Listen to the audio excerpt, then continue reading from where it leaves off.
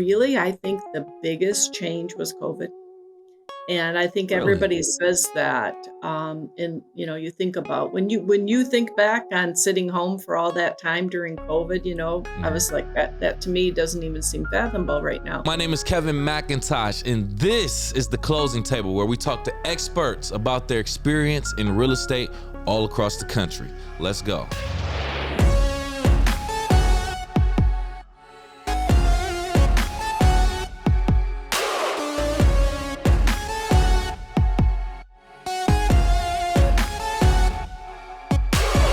Good morning, good afternoon, good evening. Welcome back to the Closing Table. My name is Kevin McIntosh. Joining us on this episode, we have special guest Carin Whybrew of the Carin Whybrew Project. How you doing, Carin?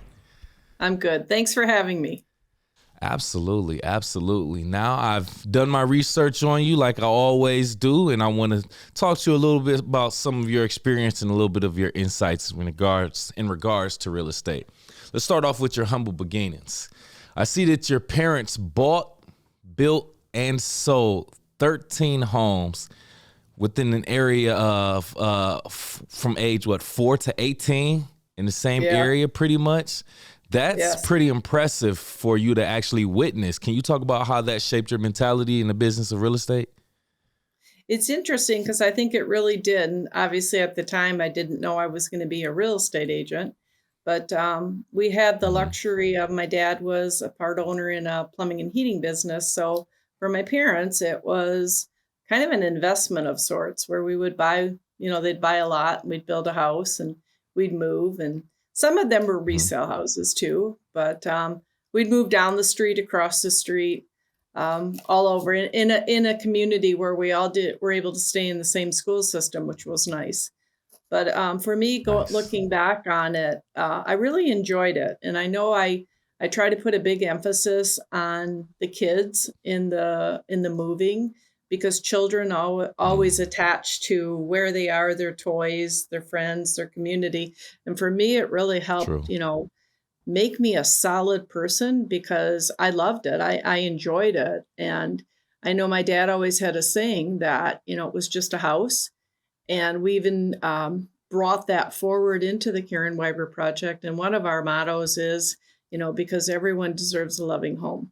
So these were, There you go. beautiful homes, but they were home. And it was fun to be a part of that at such a young age. And then I really enjoyed the decorating part of it too. We got to pick Okay. at that time, Kevin, I'm going to date myself, it was shag carpet, right? So I had pink and blue and purple and all Right. sorts of colors. So Nice, nice. What a life, what an upbringing. I know that had to have been interesting. So let's continue to move forward. You're a graduate of Ferris State University with a yes, degree in social service. yes. Can you explain how you feel social service and real estate are connected? I mean, is real estate a social service? Talk to me.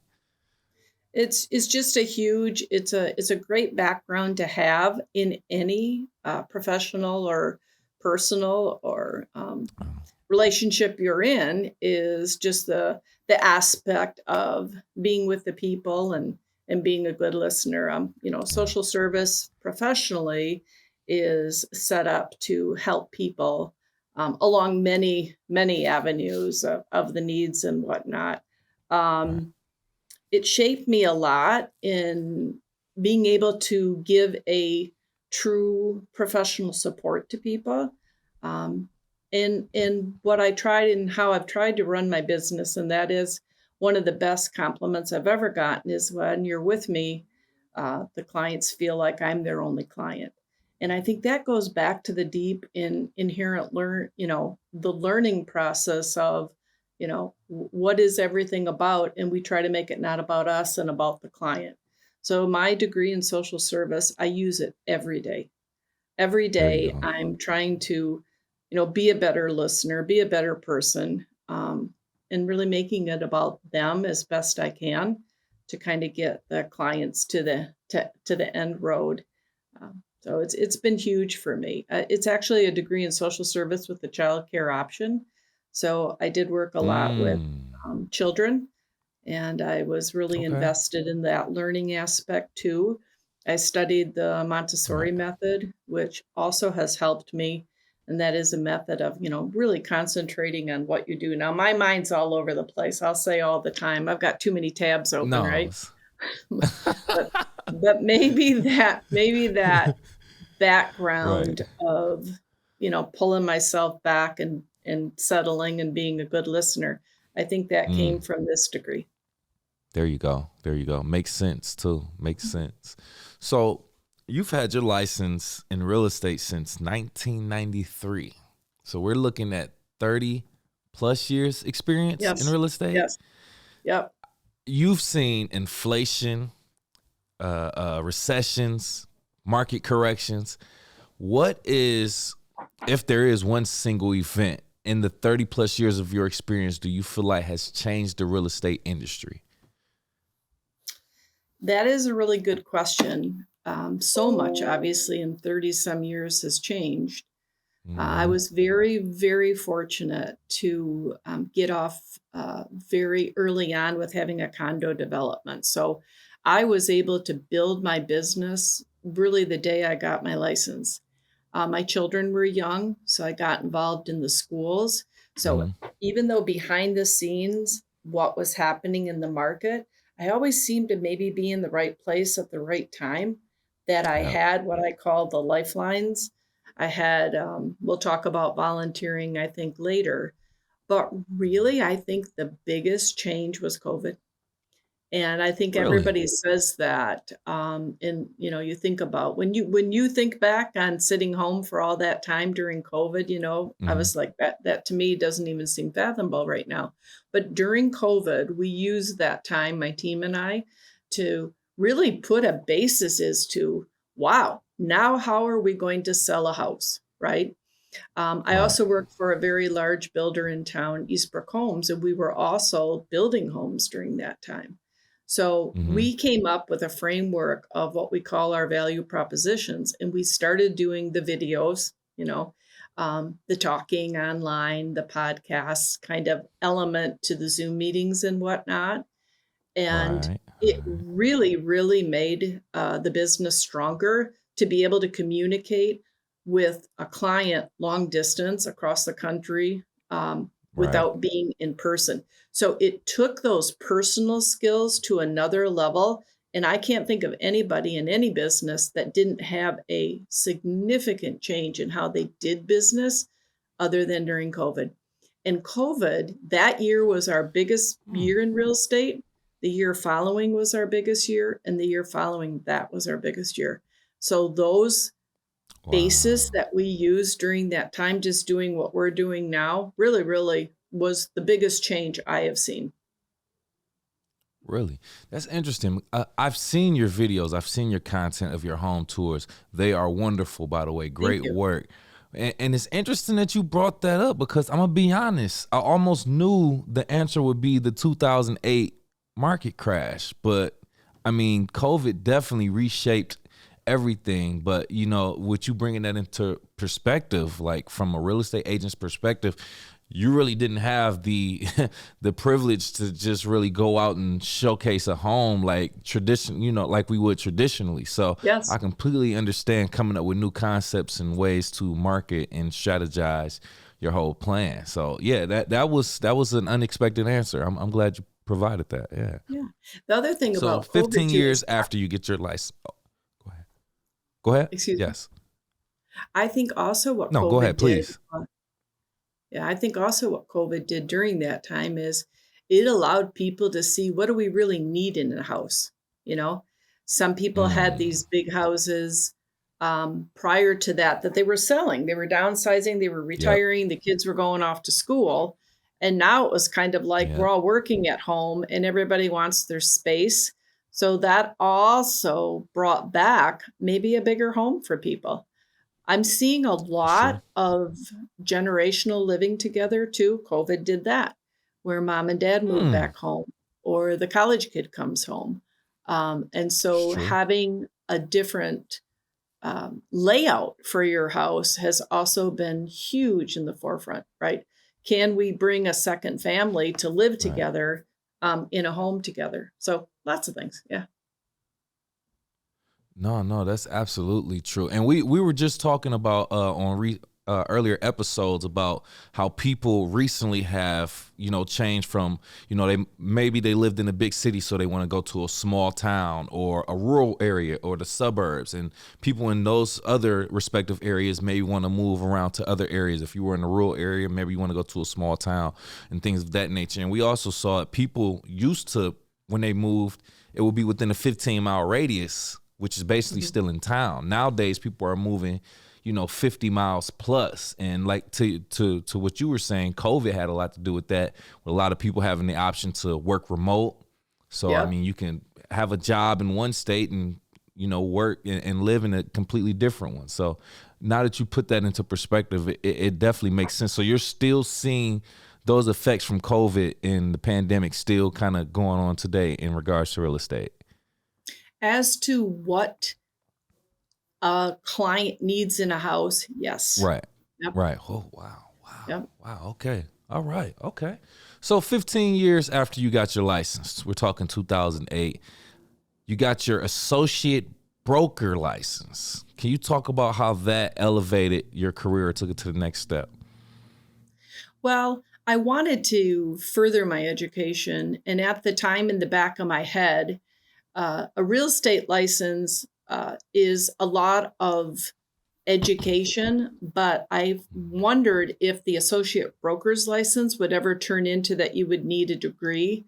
You would have to go to school for 2 years or 4 years. So I'm like, I'm gonna, check that off and get that Right. license. And it's nice to have it, just like any education, right? Okay. Um, for schooling matters, I didn't love high school. I loved all the social parts of it, of course. College, I loved. I loved the education in Yes. college. And I Ah, even now, if I get to take a class online, it's kind of exhilarating. It's kind of, if you can remember the smell of the books and going to the bookstore and being that. So I do like the mhm. education part. So I mostly got the license just because I wanted to check it off the list. It has been helpful, Okay. obviously, because any education is going to be helpful, whether it's a 2 hour class or a True. degree in any nature. So now, Right. every real estate office has one designated broker, and they need a broker's license. So right now, there isn't any need really to get Mm. a broker's license. The associate broker's license is just a level of education, which I'm a big proponent Oh, of okay. for that. You can, There you go. yeah, not everybody has a college degree to be a real estate agent, right? And Mhm. I Mhm. truly believe it's about being with the people. And even now with so much online and what I was talking about, we learned in COVID, there's the education really boils down to having a conversation with someone, There it and is. it's nice to be able to pick the phone up and talk. Um, but I do go back to the associate broker's license. It just is another level of, this is something I've accomplished, and it's important to me. Okay. So continuing on with education, since we're speaking on that, this also speaks to how you're a proponent of education. You're a graduate of Real Estate Buyers Agent Council of the National Association of Realtors. Can you talk about, this experience and what you learned from that? Yeah, the more, again, that was a designation. It's a class that you could take, and if you pass the Mhm. class, you get the designation. And there are many out there, and I would urge new agents to get some of these classes under your belt, because there are things that are going to teach you to Yep. be a better real estate agent. Again, that class works specifically teaching you to work with a buyer as a buyer's agent. And in the state of Michigan, we're all licensed. We represent the seller unless we have that buyer agency paperwork signed. So it just gears you Right. into working as a buyer's agent toward a buyer's interest and helping them purchase whatever property it is. So it was a finer development of things we all know. But again, education, brings it to the forefront and Yep. has you think about what's important when you're acting as a buyer's agent.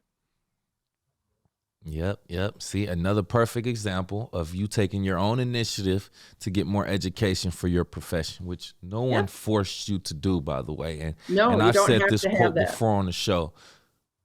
Yes, I've said formal education will get you a portion. Self-education will get you a fortune. And that's basically your own discipline to go seek your own knowledge and attending seminars and reading books and getting mentors and doing the things that you're doing. So, yeah, absolutely. It'll definitely be a return on your investment, just investing in yourself. So last year, speaking on volunteer and community service, I see that you and your team contributed to about 10 nonprofits, organizations, or causes. So can you just talk about that, and let's talk about how you choose your nonprofits or your causes, and how the ones that you choose to contribute to? How do you choose those? So some of them come to us, and some of Hmm. them I choose just from something from the heart, whatnot. And we always wish we could do more, right? Right, Um, right. we couldn't get out there with the people again during COVID, and now we're the team and I are formulating a new kind of idea to do some volunteering. We're gonna start. It's going to be called a Heroes event. We're going to partner with Dart Bank on that. We're formulating our first one to come up, but the ones that we contributed to last year, um, some of them are just you see something or you hear somebody needs some help. Hmm. A client's family needs help. I've done all of that. We've Nice. given to a orphanage in Detroit, which I was um, passionate about, and just I think a little bit, a little bit can go a long way. And just for someone to know you're thinking about them, sometimes they're a surprise contribution. Sometimes Hmm. we show up, and sometimes it's a need that's requested for that we feel we should be a part of and contribute. I loved Nice. doing the volunteer when my kids were in high school. That was a big passion of mine, but that's been many, Yeah. many years. So we look to do something maybe not that everyone is doing, but something that maybe you that catches your heart and your eye, and you say, For "Gosh, sure. that'd be a nice place to contribute to." Yep. Yep. And I That's a try to nice mix it up a gesture. little bit. Hmm. Yeah, and that's the same thing my mom did with us growing up. She made sure we did something to give back or volunteer our time ever so often. So that's a beautiful thing in itself that you even have that in your heart to do. So can you kind of talk about how giving back to your community is also investing in your community? Yeah, I mean, I think it's important, especially when people come to town and they want to know about the area. That we Mm, can be able to give a full range of. It's not just about the high point. We've got our state capital here, which is great. We've got our right, beautiful right. universities, Michigan State University, LCCs, just a gift to the community. But maybe the Hmm. little things, maybe where would you go to help somebody that needed a meal? Where would you go to help somebody who's struggling or whose child's in the hospital for 6 months? So, you don't always want. I don't want it ever to be about, wow, look at how great I am and what I did. I kind of like it to be Right. more so under the radar that maybe we helped these people. But if people see you as giving and helping, I mean, you gravitate to people that kind of are similar to you, or people Yep. that you can touch.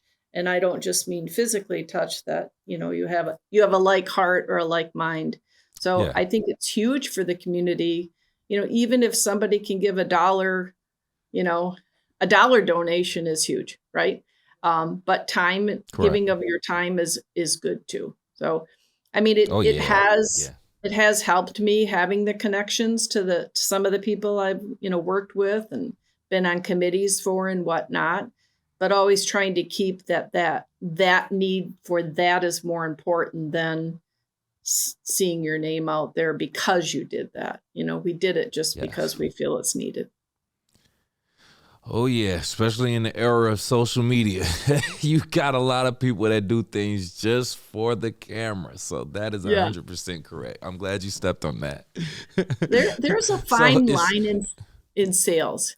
And that fine line mm, is saying what you believe and doing what's important, and then yep, not to come across that you're bragging, right? I mean, in sales, you got to mhm, say what you do, or people aren't going to know, right?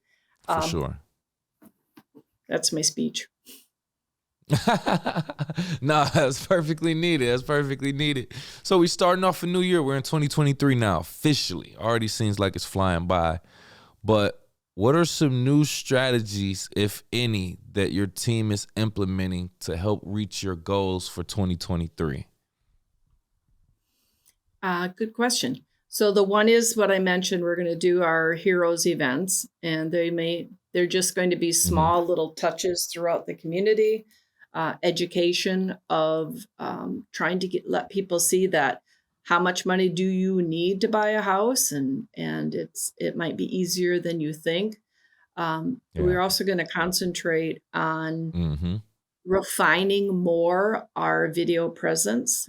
We have been very, like I said, successful in selling properties really sight unseen. And I know we partner with Windows still a lot to do this, but we've started working in some more refinement of how we're going to do that and more of that.